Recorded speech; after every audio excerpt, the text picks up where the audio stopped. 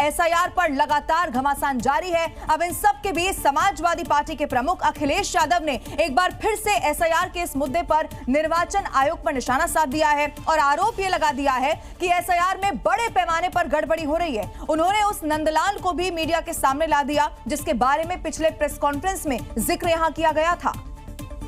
मैंने इनको दिया और बताया कि नंदलाल को किसी ने खोजा नहीं, वो खुद चलकर उनके पास आए। अखिलेश यादव ने नंदलाल को 1 लाख रुपए भी दिए क्योंकि उन्होंने कहा था कि जो नंदलाल को खोज कर लाएगा वो उसे 1 लाख रुपए देंगे।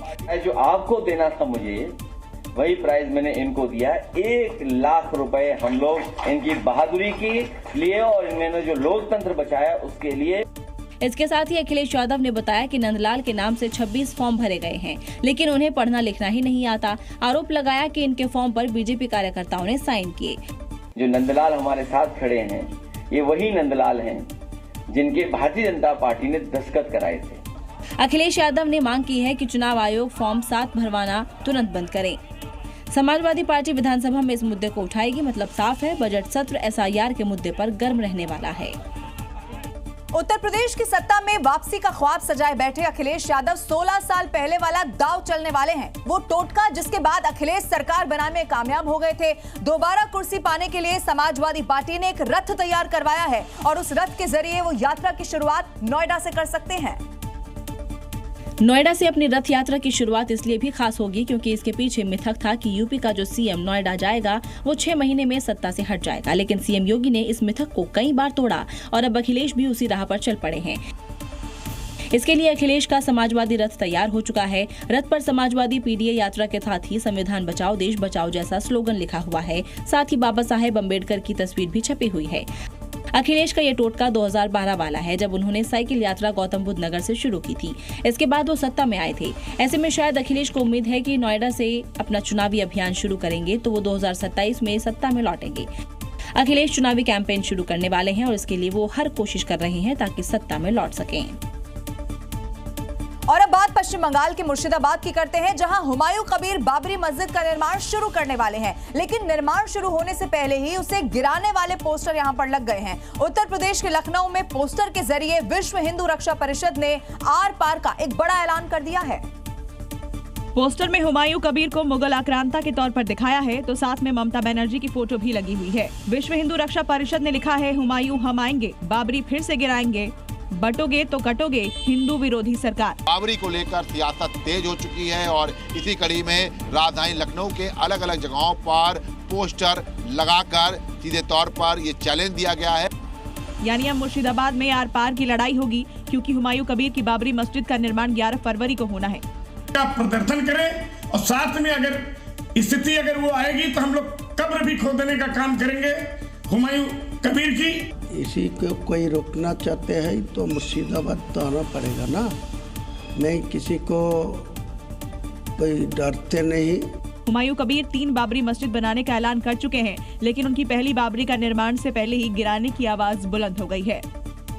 मुसलमानों को लेकर खुलेआम टिप्पणी करने वाले असम के सीएम हिमंता बिस्वा शर्मा अब अपने एक नए वीडियो से विवादों में आ चुके हैं जिसमें वो हाथ में बकायदा गन लेकर मुसलमानों पर निशाना लगा रहे हैं। हालांकि असम को विदेशी मुक्त करने का यह विज्ञापन बीजेपी ने पोस्ट किया था, लेकिन बवाल बढ़ता देख उसे बाद में डिलीट कर दिया गया। इस चुनावी एड में पहले ही फ्रेम में हिमंता एक राइफल लेकर निशाना साधते नजर आए और उनके टारगेट पर हैं मुस्लिम वेशभूषा वाले लोग।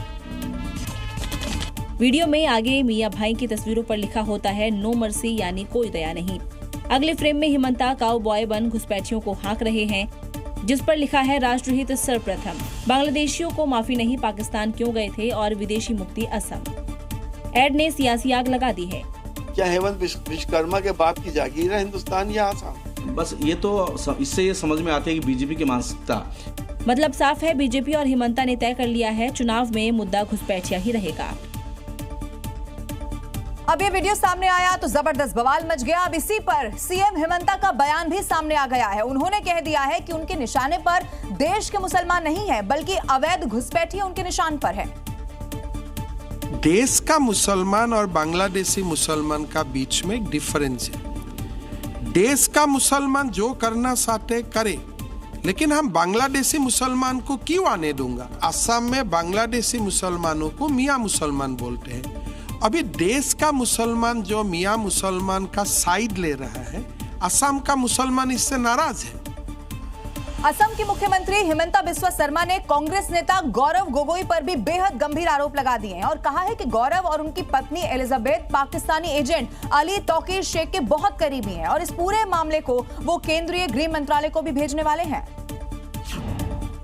क्योंकि एलिजाबेथ भारत से जुड़ी कई जानकारियां इकट्ठा करती थी और पाकिस्तानी नागरिक अली शेख को रिपोर्ट देती थी।